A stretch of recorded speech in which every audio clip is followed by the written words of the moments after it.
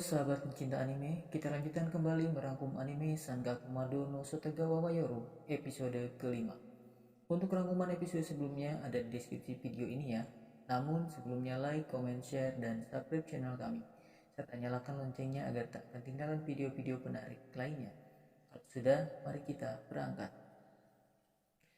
Mikado meninggalkan Hiyakawa di ruang kerjanya setelah ia membereskan sampah. Mikado rupanya masih kesal kepada Hiyakawa karena belum bisa mengetahui bagaimana Hiyakawa sesungguhnya. Ketika Mikado baru saja keluar dari tempat Hiyakawa, tiba-tiba seseorang membekapnya dan langsung memaksanya untuk masuk ke dalam mobil. Ternyata orang tersebut adalah pengawal Erika yang pernah ia lihat beberapa waktu yang lalu. Mikado terkagum-kagum terhadap mobil yang membawanya, sebab ia baru pertama kali menaiki Mercedes-Benz. Mobil tersebut langsung melaju menuju rumah Erika. Erika menyambut mereka dan bertanya kepada Mikado, apakah pengawalnya menyakitinya? Mikado menjawab dengan polos, oh iya sedikit, katanya. Erika minta maaf karena pengawalnya seperti gorila sungguhan, karena ia bertugas untuk melindungi Erika. Ternyata Erika membawa Mikado ke rumahnya adalah untuk membantunya mengerjakan PR bahasa Inggris. Karena Erika pernah mendengar bahwa Mikado adalah lulusan sarjana sastra Inggris. Pengawalnya telah melakukan pemeriksaan dan pencarian informasi mengenai Mikado sebelumnya. Sebelum menyelesaikan PR tersebut, Erika menceritakan tentang pekerjaannya terkait kelompok penelitian misterius. Erika menyebutnya kelompok gorila, dan ia bekerja dengan kelompok tersebut. Sebab ayahnya menjual Erika ke Sensei dan ia menandatangani kontrak untuk menjaganya, dan ia membayar dari uangnya sendiri. Jadi pengawal itu adalah gorila miliknya, ucap Erika. Pengawal itu meminta Erika tidak meneruskan obrolannya. Erika lalu meminta Mikado untuk mengajarinya mengerjakan PR bahasa Inggris tentang pemahaman bacaan yang panjang. Erika meminta Mikado menerjemahkan suatu kalimat kepada Mikado. Tiba-tiba ibunya Erika datang dan pengawal tersebut menjelaskan kepada ibunya Erika bahwa teman putrinya sedang mengajari Erika. Pada scan yang lain, Hiyakawa berjalan menunjukkan belanjaan. Ia melihat seorang wanita yang tengah berbicara kepada laki-laki yang tak lain adalah seorang peramal. Wanita itu tidak tahu jalan pulang. Wanita itu mengatakan ia tidak tahu jalan pulang dan ia ingin pulang ke rumahnya. Peramal tersebut melihat ada yang aneh dengan wanita tersebut. Peramal menyuruh wanita itu melihat ke arah kakinya. Ada yang aneh pada jari kaki wanita itu. Ternyata kakinya berubah seperti meleleh dan kemudian diikuti oleh bagian tubuh yang lain. Ya, wanita itu benar-benar meleleh seperti coklat yang dipanaskan. Ternyata wanita itu adalah iblis yang menyamar. Hiyakawa memusnahkan iblis itu. Sepertinya Hiyakawa pun tertarik kepada peramal tersebut. Namun, peramal segera meninggalkan Hiyakawa. Di saat yang bersamaan, Erika telah selesai mengerjakan PR dan mengucapkan terima kasih kepada Mikado. Erika menawarkan kopi kepada Mikado dan meminta pengawalnya membuatkan LED. Dan Mikado mengatakan bahwa ia pun ingin minum LED. Hal itu membuat pengawal Erika tidak suka, namun ia tetap mengambilkannya untuk mereka. Erika memuji Mikado karena Mikado pandai mengajar dan bertanya mengapa Mikado tidak mengajari sekolah. Mikado mengatakan bahwa ia pernah bekerja paruh waktu saat ia kuliah, tetapi dia merasa takut. Erika mengatakan kepada Mikado bahwa sejak kecil ia sangat suka berbicara, bahkan ia juga berbicara dengan orang asing. Walau ada yang mengatakan bahwa itu tidak boleh, ia tetap melakukannya. Hingga suatu hari ada orang yang mengikutinya pulang, lalu mengatakan kepada ibunya bahwa ada orang yang mau bertemu dengan ibunya, tapi ibunya tidak melihat siapa-siapa yang bersama Erika. Erika menyuruh orang yang mengikutinya itu masuk, dan pada malam harinya Erika mengalami mimpi yang sangat menakutkan.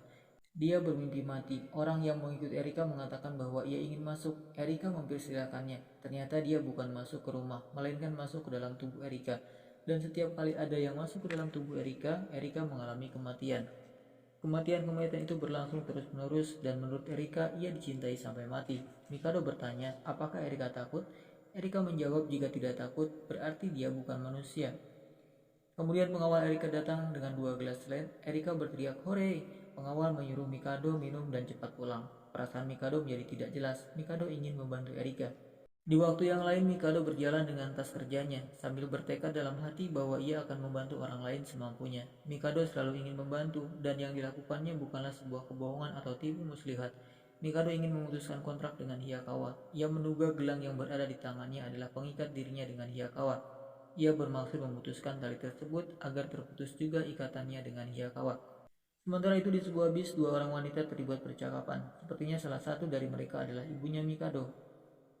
Ibunya Mikado menceritakan perjalanannya bersama ayah Mikado hingga mereka menikah dan mempunyai anak yaitu Mikado. Setelah menikah, ibu dan ayah Mikado tinggal berdua dengan bahagia sampai Mikado lahir. Diceritakan pula suatu hari ibu Mikado seperti biasa pergi bekerja. Mikado yang baru berumur 4 tahun itu tinggal bersama ayahnya. Ayah Mikado seringkali terlihat melamun, begitu juga dengan Mikado kecil. Ia sering menangis seperti ketakutan dan kemudian diam dalam waktu yang lama. Ibunya Mikado tidak tahu penyebabnya, mengapa Mikado kecil sering menangis dan ketakutan. Mungkin saja karena Mikado dapat melihat hantu. Ibunya tetap berharap Mikado akan tetap tumbuh dengan baik.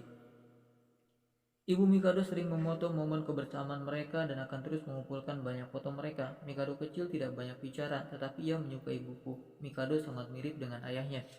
Saat Mikado bersama ayahnya, ia melihat ke lemari di kamarnya. Ia mengatakan menakutkan. Kemudian Mikado menangis. Ibunya datang untuk menenangkan. Sementara ayah Mikado sedang memegangi foto dia bersama Mikado. Mikado kecil berlari memeluk ibunya. Ibu Mikado merasa di sudut ruangan itu ada bunyi yang aneh. Tetapi saat ibunya Mikado bersama Mikado atau ibu Mikado bersama ayah Mikado, bunyi itu tidak terdengar. Ayah Mikado berpikir bahwa kekuatannya tidak akan cukup untuk melindungi istrinya dan Mikado. Jika salah seorang dari mereka tidak ada yang pergi, maka Mikado akan mati. Dan akhirnya ayah Mikado memutuskan untuk pergi. Pada saat ibu Mikado bekerja dan Mikado hanya berdua dengan ayahnya, ayah Mikado pergi dari rumah dengan membawa semua foto mereka. Mikado tengah menangis ketika ibunya pulang kerja. Entah sudah berapa lama Mikado menangis. Ibunya menanyakan kepada Mikado di mana ayahnya. Mikado ketakutan dan memeluk ibunya. Ibu Mikado berusaha menenangkan Mikado agar berhenti menangis. Sambil bersedih, ibu Mikado mengatakan kepada Mikado kalau ayahnya mungkin tidak akan kembali. Di akhir episode ini, ibunya Mikado bersama seorang temannya datang ke tempat Mikado. "Aku pulang," ucap ibunya. Ternyata Mikado sudah tidak bekerja di toko buku, melainkan ia membuka rumah makan di rumahnya. Ibu Mikado mengatakan kepada temannya, semoga Mikado akan baik-baik saja.